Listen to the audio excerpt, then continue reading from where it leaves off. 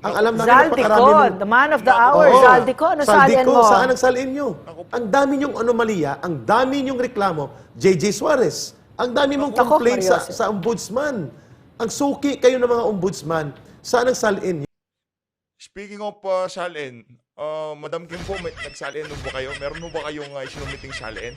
Hiyang-hiya naman ho, itong si Madam Cynthia Villar dyan sa Baguio na yan. Ito ho, bilyonaryo ha. Kilalang pamilya bilang bilyonaryo. Pero ang bag ho niya 19,000 pesos. Hindi naman Grabe naman ho yung birthday na yun ni Marcos Jr. Isang linggong kaligayahan. Ngayon naman ho, itong foreign band na Duran-Duran ang magpe-perform diyan sa sikretong concert, birthday concert para dito kay Marcos Jr. Diyan sa may, eto ho, base ho dito sa post.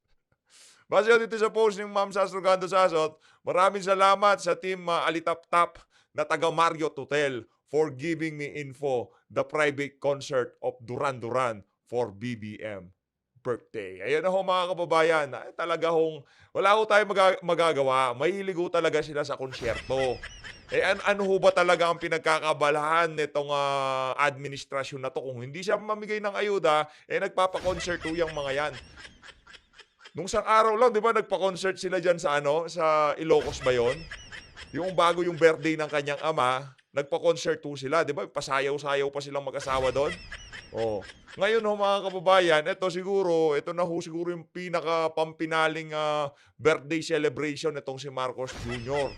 Hindi naman ho siguro mapapasinungalingan yan o kung dapat ang GMA nyo sa Trappler, fact-check nyo na ito kung di ba? Iyan lang naman ho galing sa Team Alitap-Tap nitong si Ma'am Sastrogando Sasot diyan sa Marriott Hotel, no? Pero bago natin umpisahan ang ating talakayan dito sa video na to, nagulat ho tayo, no? Akala natin dati yung si Pau Chip Acosta may prinsipyo at paninindigan. Takot ka ba, madam, mawala sa diyan sa Pau? Bago lang ako kayo sa PH Update, isang like at isang subscribe, sobrang saya na ho natin dito sa PH Update. At sa mga nagpapakulay, napakalaking tulong ho niyan, no, para sa mas mapaganda pa ho natin ang ating mga reaction video dito sa PH Update. At dito rin ho sa video na to, papanoorin ho natin yung pamimigay. Siyempre, ano ba naman ho ang natin dyan pagka pinanood natin yung si Tambaluslos at itong si Saldico. Ano bang gagawin ng dalawang yan? Siyempre, riding, parang tandem ho yan mamimigay ng ayuda, ganun lang naman ho yun. No? Papanoorin din ho natin itong si Saldico at itong si Martin Romualdez. Napanood nyo ho yung ating intro. Kung hindi ho kayo kinakamayan at kinakawayan, wag ho kayong mag-asta na parang presidente, rockstar na sikat, okay? Nakakahiya ho. Wala namang kumakaway, wala namang nakikipagkamay. Hablot kayo ng hablot ng kamay ng may kamay. Sa mga gusto sumali sa ating reaction, sa mga gusto sumali sa ating channel, sa ating community, click nyo lang yung join button sa baba para kayo ho ang pinakaunang makakita sa ating mga reaction video. Shoutout lang ho natin na mabilisan itong mga bagong member sa ating channel. No, maraming salamat sa mga nagpapa-member. No, maraming salamat sa pagtitiwala. Kay Tatay Nick, maraming salamat sa pagpapa-member. Thank you po. Dito kay Friendly, kay Lourdes Pascual, na shoutout na ho natin kanina, baka hindi ho nila napanood. Shoutout sa lahat na nagpa-member sa ating channel. Ayun na nga mga kababayan, i-play ho muna natin to. Kasi dati, pagkakakilala ho natin dyan kay Pau Chip Priscilla Acosta, ano ho yan, nung panahon ni Tatay Digong, pagka nagsasalita ho siya sa Senado, para talagang mapapaniwala ho kayo, di ba? Ngayon ho, ito na ho ginagawa niya. Huwag ho kayong magugulat kasi alam ko naman, marami din ang bumilib dyan sa ali na yan, lalo na dun sa issue ng Dembaksya, di ba? Isa ho yan sa mga, kumbaga, tinakbuhan ng ating mga kababayan noon sa, nung lumabas yung issue ng Dembaksya na yan. Yung mga Dembaksya victim, nagtakbuhan ho sila sa PAO kasi kadalasan ho dun sa mga yun, medyo salat sa buhay, yung Public Attorney's Office. Kaya, nasubaybayan din ho natin yung si Pau Chip Priscilla Acosta. Ito ho mga kababayan. Si Lisa Araneta Marcos, di ho natin alam kinakain niya. Lumpiang hubad, lumpiang hilaw, o kung ano pa man ho yan. Pero hindi ho natin maintindihan Bakit itong si Acosta, bakit nyo kailangan hawakan yung ventilador nitong si Liz? Yan na lang ho ba ngayon ang trabaho ng PAW sa ating bansa? Tandaan nyo ho, marami hong camera ngayon at maliliwanag ang mata ng ating mga kababayan. Kasama ho ba sa mandato nyo yan? Na alam ko, balita ho natin kasi itong si Butod, naging ano din yan, PAW lawyer din yan. Hindi ko alam hindi ko maintindihan kung kasama ba sa mandato nitong si Acosta ang paghawak ng ventilador para dito kay Butod. Tuloy ho natin mga kababayan. Grabe naman yan, madam. Ay, sarap ng subo nitong si Butod, oh. Okak. Ulitin nga natin, di ko nakita paano niya sinubo eh. Parang ang sarap ng kinakain. Ulitin ho natin, di ko nakita paano niya sinubo eh. Ito.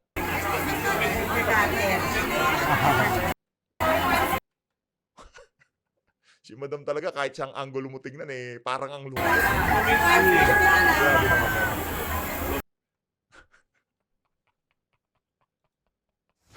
Kain lang ng kain. Habang libre.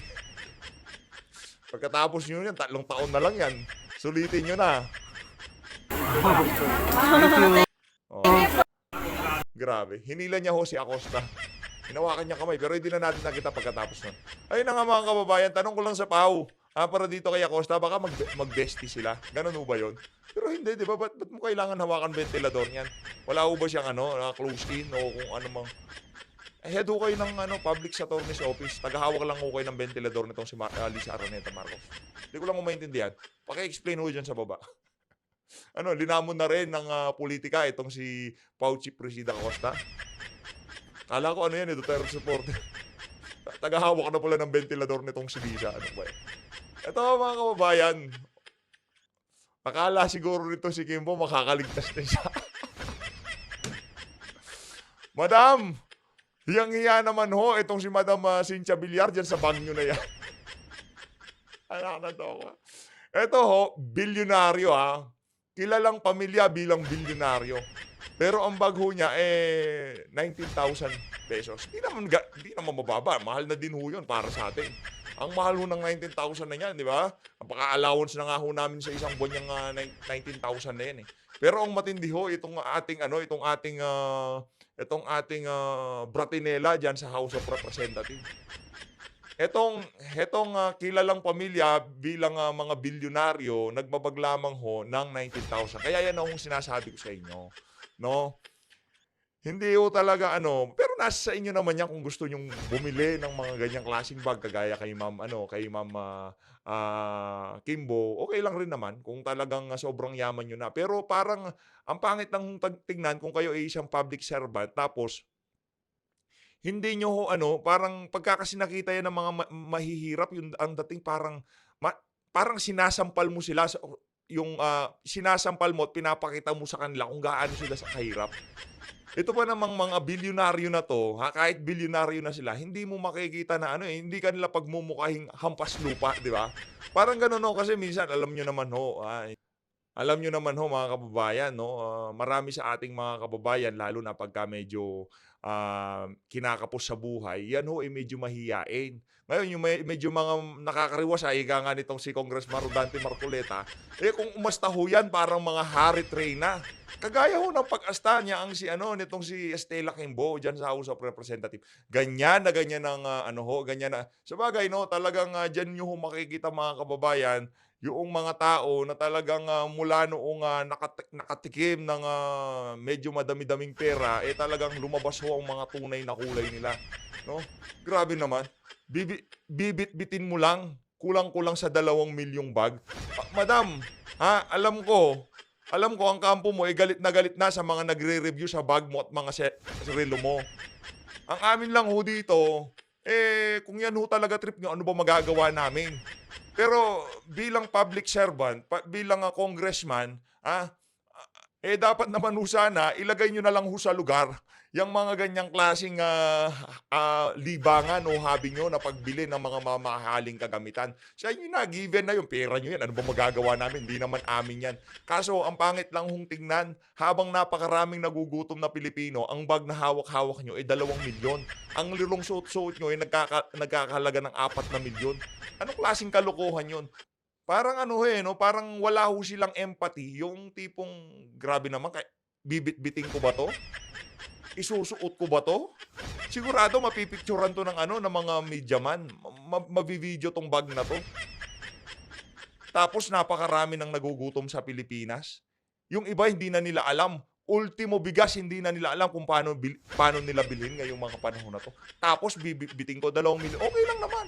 Kung pribado no, yung tipong may party, pupunta ako sa party hindi na ako naka-duty nito bilang congressman o kung anumang pwesto ko sa pamahalaan. Magpapakikay at magpapakabratinela na ako ng todo, ika. Diba? Wala akong problema yun pero kung pupunta ho kayo diyan sa bulwagan ng batasang pambansa, at ang pinag-uusapan nyo ho doon kung paano mapapaigi ang buhay ng bawat isang Pilipino. Tapos, ang suot-suot nyo, 4 na milyon at ang bit-bit nyo, 2 milyon, parang meron ho atang mali sa inyo. Yun lang naman ho, ang simpleng obserbasyon natin dyan sa mga ganyang klaseng galawan. Yung tipong parang di nyo naiintindihan ang pangangailangan na mahihirap. Yung bagay, pera nyo naman yan, magagawa namin. Baka talagang pinanganak kayong merong Patek Philippe at Rolex sa bibig. Ayun na nga mga kababayan, ngayon naman dumako ho tayo dito sa pagdating nitong si Tambaluslos at nitong si Saldico, itong kanyang Shih Tzu. Di ba yung Shih Tzu maliit? O Chihuahua, ayan. Kasi marami hong, yung marami hong iba-ibang aso yang si Tambaluslos diyan sa House of Representatives. Merong Doberman, merong Bulldog. Yung si Trasabante, may pagka-Bulldog yun. Ito naman si Paduano, crossbreed ho si Paduano. Crossbreed ho si Paduano. Yan ako po. Ito na, panoorin ho natin ang pagbibigay nila ng ayuda. Ano ba yan? At ngayon po ay ating bigyang pansin ang pagdating ng ating mga Huwag mong kunin ng kamay, sir. Hindi naman nakikipagkamay. Yan ang hirap sa'yo Hablot ka ng hablot Feel na feel Anak ng tokwa, wag kong ganyan.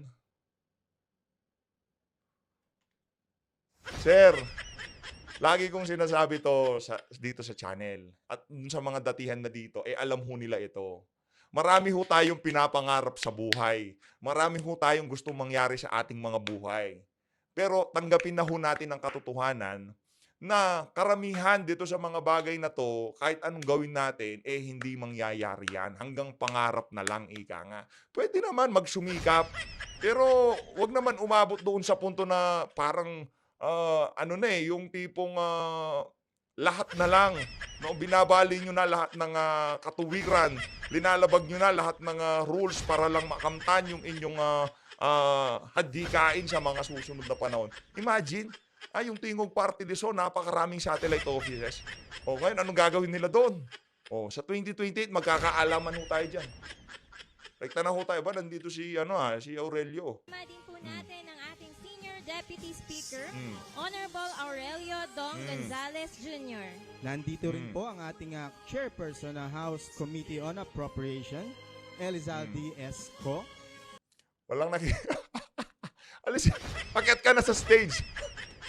Wala namang gusto makipagkamay sa'yo. Ba't aligaga ka? Lipat ka ng lipat ng lane. And of course, kasama po natin Walang kumakaway. Huwag kang kakaway. Nagmumukha kang tanga. ang ating NIA Administrator, Engineer Eduardo Eddie G. Gillen. At nandito rin Grabe, po ang dami, ating UPRIS Grabe, dami naman hong ayuda niyan. Department Manager, Engineer Gertrudes A. Viado. Close mo yung mga yan? Kilala mo? Tinambayan mo pa. Ating Tingnan pong mo natin. palakpakan ng kanilang pagdating dito sa ating UPRIS Gymnasium. Palakpada. Wala na po bang ilalakas ang ating mga palakpak? Walang gana Di pa nabigyan ng ayuda. Pagka nabigyan ng ayuda yan, sir, lalakas yan. Ano pa? Grabe naman. Yan ho ba yung mga bigas na nakumpiska o kung ano man ang ginawa dyan sa bigas na yan? Yan ho ba yung binebentang 45 pesos sa balik? Na 3 kilo lang ang sagad kada isang mamimili. Yan ho ba? Diyan ho ba galing? Mm. Mm. Mm. Grabe, daming bigas. So alam ho nila ang sweet spot ng mga Pilipino. Ay, alam ho nila ang weak spot ng mga Pilipino. Bigas. Grabe, ang babaw, di ba?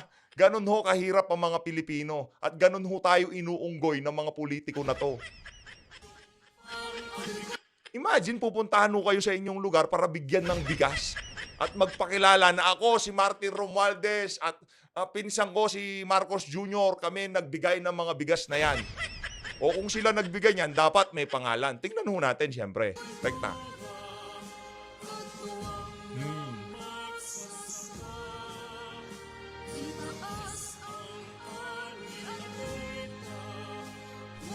May hymn na. Anak ng toko, ang nangyari, puro hymn ang ginawa nyo. Puro kanta ang ginawa nyo sa administrasyon na to. Oh, puro kanta. Naku po. Puro hymn. Oh, ano ba yan? Oh, Pangulo. Sino ba nandito? Rekta na ho tayo sa pagsasalita ni Tamba. Ano ba sasabihin ni Tamba? Tamba. Yun. Kaya mabuti na lang itong mga nagdadala dito sa ating Tingnan nyo naman ho. O nga, tama. Hindi ho natin maliligaw. Ganyan ho katrapo itong administrasyon na to. Mantakin nyo yun. Pati sa ako ng bigas, binabandera ho nila yung initial nitong si Marcos, Bongbong Marcos, BBM daw eh. O, tingin pa ho tayo dito. Grabe naman ho yan, Mr. Speaker. O, ito naman. tumaas ang bilis Bumaba ang frame kasi itong Shih Tzu nagsasalita na. Ganyan ho talaga pag mababa. Sinabay ho dun sa ayan o, yung BBM. O, tingnan nyo naman ho yan mga kababayan. O, anong kabalbalan yan? Ito ano lang ha. Siguro fair comparison nito kasi Pangulo si Digong, Pangulo tong si Marcos Jr. Sa lahat ng ipinamigay ni ayuda ni dating Pangulong Rodrigo Duterte, wala ho kayong makikitang Duterte. Nung nagdaang administrasyon, wala ho kayong makikita na from Rodrigo Roa Duterte. Wala hong ganon. Dahil, alam nyo ho anong tawag doon? Kabalbalan. At itong administrasyon na to, yun hong libangan nila. Maglagay ng kung ano-anong label doon sa mga ayuda na galing naman sa pera ng sambayan ng Pilipino. Hindi ho galing kay Marcos Jr. yan. Kung meron ho kayong kamag-anak na nakatanggap ng mga ganyang bag kung sabihin nyo yung nagbigay, wag nyo hong iboto. Dahil yan ang mga tunay na mambubudol. Mantakin nyo, pati yung credit dapat ilagay dyan. From Filipino people. From Filipino taxpayer. Dapat yun ang ilagay doon. Hindi BBM dahil hindi naman galing kay BBM yan. Nantokwa. Naloloblad na naman ako. Diba? Dapat ilagay dyan kung kanino ba galing yan. Kung wala bang sambayan ng Pilipino, meron bang pamimigay yang si Tambaluslos? Meron bang ipamimigay si Marcos Jr.? Dapat ilagay dyan, from Filipino taxpayer. Tapos, National Irrigation Authority, lahat ng scam nandun sa ahensya na yon. Hindi, mali, baka magalit sila. Lahat ng anomalya nandun sa ahensya na yon. National Irrigation Authority. Yung mga patubig na mga magsasaka, asan na? Patubig na lang. Basic needs ng mga magsasaka, di nyo maayos mga pagkis kayo. Real talk. Sa mga magsasaka dito, sige nga, sa krudo pa lang, patay na ho mga magsasaka. Wala pang abono, gamot. Tapos, sino pang magsasaka? Wala na ho. Tayo ho, hindi ho tayo nagbabadmouth dito as much as possible. Ayaw ho nating magbadmouth kasi hindi ho tayo pinalaki ng ganon. Hindi ho tayo nagsasalita ng mga bad words, sika nga. Kaya dinadaan na lang ho natin sa intensity. Nagalit nakakagalit eh. Anong ginagawa ng NIA dyan? Anong ginagawa ni Marcos Jr. dyan? BBM. Anong pakialam nila dyan sa bigas na yan? Sa kanila ba galing yan? Gusto kong makita yung may Romualdez eh. May kasama ba yung pangalan ni Romualdez dito? Nakatakip eh. Teka lang ho mga kababayan ha. Kayo ha. Ika nga nitong si Joel Villanueva, bingo. Wala, yun lang ho nakita natin, National Irrigation Authority. NIA. Oh. Wala akong kwenta. Punta na ho tayo dito kay Ka Eric at dito kay Dr. Lorraine Badoy. Tuloy ho natin yung ating first reaction video kaninang umaga. Nakananto ko. Pati yung sako ng bigas, dinilabel nila as sa kanila. Hindi na ho sila nabubusog doon sa mga insertion nila na pondo sa mga iba't ibang ahensya ng pamahalaan. Ang matindi ho dito, imposible naman hindi alam ni Marcos Jr. yun. Halimbawa, yung sa DepEd, nag-insert ng 10 billion, hindi alam ni Marcos Jr. Meron din ho kasi siya doon. Meron siyang pagmamahal doon. Mahirap na. Meron siyang pagmamahal doon sa Hindi naman kasi pina-insert ni BP yun eh. Ibig sabihin, mahal ni Marcos Jr. yung pag-insert na yun. Mga walang hiya talaga itong mga tao na to. Ito, si Ka Eric at itong si Doc Badoy. Talagang, eto, pakinggan ho natin, bakit lumalagap ang ekonomiya natin. Habang lumalagap ang ekonomiya natin, umaalagwa naman ho ang approval rating at trust rating ni Marcos Jr. Palakpakan ho natin. Parang may mali, no? Bumababa ekonomiya, tumataas ang approval at trust rating. Tama ho ba yun? Parang meron ho atang mali doon. Hindi ko maintindihan, ha? Naghihirap ang Pilipinas, nag-aali siya ng mga dayuang mamumuhunan. Habang nangyayari ang lahat ng to, tumataas naman ho ang approval rating at trust rating ni Marcos Jr. Papakamot ka na lang paano nangyayari to? May portfolio investment sa stock market, sa currency, sa Bitcoin o cryptocurrency. Yan po ay mga indirect portfolio investment. Ang binabanggit, Ma'am Lorraine, mga kababayan, na nawala for June and July ay foreign direct investment. Hindi lamang nawala, nag-aatrasan pa. For example, Nako. ang 23 billion pesos na Chinese pledge of support for economic development, kalahati po niyan ay mahigit direct investment sana na i-put up sa Pilipinas. Hindi po pogo hindi yan pogo, kundi direct investments talaga na dito magninegosyo. Nawala po ito lahat, around $23 billion. Hindi pa kasama ang $3 billion tourism support ng mga turistang Chinese na umatras in the last 18 months dahil sa gira-girahan ni Marcos. Tatlong faktor, Ma'am Lorraine, ang binanggit kung bakit nawala ang direktang pamumuhunan at pagtatayo ng negosyo na pangmatagalan ang epekto sana sa ekonomiya. Number 1, krimen. Tumataas po ang lahat ng krimen, droga, at iba pang mga krimen, peace and order, questionably. Number 2, ang political stability, questionably. Because ang governance issue ni Marcos at ang kanyang integrity under question for the last 9 months na. Hindi siya nagpapadrug test at grabing iskandalo sa kanyang mga issue sa policy. At number 4, ang kanyang programs in direction po, hindi nakaayon para ipastabilize ang bansa upang magkaroon ng pagtitiwala ang foreign investors. Ma'am Lorraine, governance pa rin ang bottom line sapagkat kapag may good governance, may stability of politics and economic prospects ay nakaangkla din sa security and stability ng ating mga komunidad. Ma'am Lorraine. So, yesterday, no, kasi sinasabi mo, Eric, ganito dapat gawin ni Marcos, etc., etc., diba? But does he have the capacity to do it? I don't think so. No? Yes, He has I agree. shown very clearly that he's not fit to lead. No? Absent. Absent siya sa taas, absent dito, absent. He's an empty vessel. He's fully incapable. And in fact, he's not the one running our country right now. We can see that very clearly. And which is why I was reading Cito Beltran's column yesterday Ganda. at ang title niya, Our Own 9/11. Inihahantulad niya ngayon ni Cito Beltran ang dinadaanan natin ngayon na 9/11, yung pagbagsak ng Twin Towers, no, yung trahedya na nangyari sa Amerika. And may I please quote, no? It's a very long article, but these are Right, some ma'am. of the pertinent parts. Sabi niya, we now have a slow and long-form political 9/11 that classifies as a constitutional crisis that no one has called out. Why hasn't anybody called out to this? Agree. Because press freedom no longer exists in this country. Okay? The courts are not respected. Yes, correct. And may I continue? He says, both houses of Congress have taken it upon themselves the position and power of law enforcement and criminal investigators, conducting hearings that look and sound more like interrogations and cross-examinations.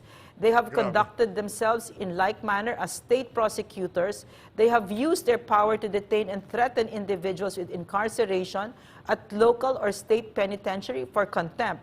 The problem with the congressional concept of contempt is it translates to, quote, I'm not happy with your answer, or, quote, you are not saying what we want to hear, unquote. They are essentially squeezing confessions and admissions from their resource persons. They have publicly disregarded certain rights of individuals, ignored privacy laws, ignored rights against self-incrimination, interrogated or cross-examined witnesses far beyond the norm of legislative investigation of resource persons in applying contempt charges, etc. So anyway, that's Ma'am, it, at hindi basically. nakita yan. Yeah. Sa iba pang mga nakaraang administrasyon. Never seen before. Never. That's why Terrible. we really are in our own 9/11, no? At pag Pabagsak. sinabing 9/11, pabagsak po at bumabagsak na ang buong lipunang Pilipino, not just the Marcos administration. Wala ngang Eric, wala nang presumption of innocence, walang due process, walang rule of law. Walang Sila lang korte. kung sino Wala lang lahat, sila. wala. If Kung the sino court yung will batas. decide, ma'am, Yeah. kagaya sa Davao nangyari, tapos. Yeah. Will not follow that. Hindi sila susunod. Ahabulin pa At namin ang idedemanda judge. pa. Yun. Tatakutin pa ng demanda. Correct. No, And yung I- Wala na yung rule of law, wala na ho dito sa bansang to. Ang ano na lang ho talaga, ang talagang gumagana na lang ngayon, yung bag at mga relo na yang si... So, ma'am, it's very hard on your part to understand that Nakakalungkot because nga the ako. majesty of the law was observed by your father Yeah. when he was justice sa Sandigan Bayan. Yes, At yes. hindi siya nagpatakot, No. hindi siya nagpa-influence na ang mga kaso ay na hinahawakan ay takutin sila. Ito ngayon lantara ng pananakot. I also saw it, Eric, with President Duterte. Duterte. He was really and truly a man of the law, which is why nga nailibing itong si Tatay niya. Ferdinand Marcos Sr. Kasi ho, kung walang law, narinig ko to kay Tatay Tigong, kung walang law, ano pang meron tayo? Wala na. Pagka yung mismong batas hindi na natin sinunod, kasi kaya nga lagi tayong bumabalik doon sa saligang batas. Kung yung mismong saligang batas hindi na natin sinunod, ano pang meron tayo? Lawless. Yan. Lawless states. Hindi naman dahil love niya yung mga Marcos, no, because No. that's the law. That's the law. And he wanted to unite the country. Enough. This is what the law says, diba? So Exactly. he is a man of the law. Remember, Eric, we had that thing we had a discussion before, and I said, what do you like the most about the president? Me, I loved his compassion, and then you said he was a man of the law. Yeah. Diba? Agree. Like that. At kahit ngayon, hindi niya ginagawa yon. Sabi niya, I want to see more sana si Marcos going towards democratic governance. Yeah. Rather than authoritarianism, short of saying na nagiging diktador na po ang mga hakbang niya. At talagang pang-diktador. Kasi para sa kanya, siya lang masusunod at kung anong sasabihin niya at ng kanyang mga bulong group, bulong brigade, na mga wala namang katungkulan at walang mandato at mga abusado, yun ang masusunod. But President Rodrigo Duterte even gave him the benefit of the doubt. Kaya nga sina-challenge siya magpa-drug test ka so that the integrity to the office of the presidency will be restored. Yun po ang purpose niyan. Kasi wala na talagang integrity. At binanggit ni Dr. Michael Bato, governance has been a major issue kung bakit hindi nagtitiwala ang malalaking mamumuhunan para magnegosyo ng pangmatagalan sa ating Nag-capital bansa. flight na. Yeah, Nagliparan capital ng flight. capital. And can we read the statement also of spokes, Harry Harry? Roque? Kasi Sige. pinapasight siya ng contempt, no? Na, Kahit portions siya lang. yan, ma'am, no? nalabas na Ma'am, talaga. ikaw magbasa. Na meron ba dyan? Mayroon. Nalabas. Ay, Okay. Tapos Okay, this ang is the statement din, of, ma'am, ng kuwan, of ma'am, Attorney Harry ng Roque. KOGC sa human trafficking rules na ipinapabintay Yes. sa kanila. Basahin din natin later. Okay. This is the statement of spokes Harry Roque about the September 11 House Quadcom meeting. Okay, it's the House of Representatives Quadcom's current inquiry is a political inquisition against the Duterte family and me as their outspoken ally. Okay. Okay, go ma'am. Where's that? Its target is obvious. President Rodrigo Duterte on the issue of EJK, Davao 1st District Representative Polong Duterte, Mans Carpio, you're going too fast. Okay. On the issue of Pogo, Cassandra Leong clearly stated that I am not a lawyer of Lucky South 99. This should have been the end of the story. On the issue of Pogo, Cassandra Leong clearly stated that I am not a lawyer of Lucky South 99. Okay, This should have next. ended it, di ba? Yet Correct. Quadcom hasn't stopped their political harassment and power trips. Okay, next. So, basically that's it. Kasi ang punto Yeah. nito, ma'am, private person po si Attorney Harry Roque. Hindi na po siya government official. For him to be required to submit BIR report, Salin. SALN, hindi po yung tama eh. May privacy ang tao. Sila ba nagsasubmit ba sila ng salin? Yun. Good point, ma'am. Benny Lorraine. Abante, sinabit mo ba salin mo? Dan Hernandez, saan ang SALN mo nga? Ang alam namin, Zaldico, napakarami the man of the Naku hour. po. Zaldico, ano salin Saldico, mo? saan ang salin nyo? Naku po. Ang dami nyong anomalya, ang dami nyong reklamo, JJ Suarez. Ang dami mong Naku, complaint Marioso. sa ombudsman. Ang suki kayo ng mga ombudsman. Saan ang salin nyo? Speaking of salin, Madam Kim po, nagsalin ho ba kayo? Meron ho ba kayong sinumiting salin? We are not defending Harry Roque per se as Harry Roque. We're defending his rights as an ordinary citizen, just like what happened to us, dinipensahan niya rin kami bilang ordinaryong mamamayan. Naranasan po namin kung paano bastusin, labagin ang aming karapatan sa malayang pamamahayag, sa kalayaan namin. At kami ay tratuhin na parang mga bilanggo sa kamay at kuko nila, kami ay luluhod at maninikluhod. We experienced that sa loob ng Kongreso first hand. Yung Pero- binabanggit ni Cito Beltran, naranasan namin ni Ma'am Lorraine yan. Yeah, yes. Tinatanong nila si Ma'am Lorraine kung ano ang mga advertiser, sinong advertiser sa Laban Kasamang Bayan. Sinagot ni Ma'am Lorraine, I have no knowledge about that kasi wala kami nabubuhay sa advertiser. It's an advocacy program. Ayaw nila maniwala. And then, Kasi meron din nagsisinungaling silang ka. script. May script sila. So, and then si Dan Fernandez, Oo. no, right away said that I was lying. So, yung sinasabi ni Cito Beltran, yung pang-aabuso, overstepping, kitang-kita naman. Pero itong mga ito, parang walang abilidad matuto itong mga ito. Kasi hindi nyo ba naalala kung anong nangyari? Pagkatapos, nagalit ang taong bayan sa inyo. Yes. Gigil na gigil sa inyo. Nagkaroon pa ng statement ang mga PMAers tungkol More sa than inyo. 500 of So them. mag-ingat kayo. Ma'am, akala mo Sa ba? totoong demokrasya, ang mga government officials ang dapat natatakot sa taong bayan. Yes. Alam niyo po ba kung hindi nanindigan ang taong bayan kasama sa amin ni Ma'am Lorraine? Yes. Ang plano nila ay baka mga Pebrero or Marso kami palabasin. Ayos, At doon kami Valentine's. magpapasko. Naghanda na kami ni Ma'am Lorraine. Naghanda talaga Sabi kami. ko nga sa kanila, June birthday ko, kahit Oo. dito niya na ako pa-birthday. Exactly what they're planning to do against Harry Roque. Correct. Yun ho ang plano nila niyan kay dating presidential spokesperson Harry Roque. Again, kung gusto niyo mapanood ang buong episode ng talakayan itong si Ka Eric at itong si Doc Badoy, punta lang ho kayo dyan sa Pilipinas sa ating mahal. Maraming salamat. Mag-ingat ho kayong lahat. Kung di niyo po napanood ng video na to, i-click nyo lang. Mahalin natin ang Pilipinas.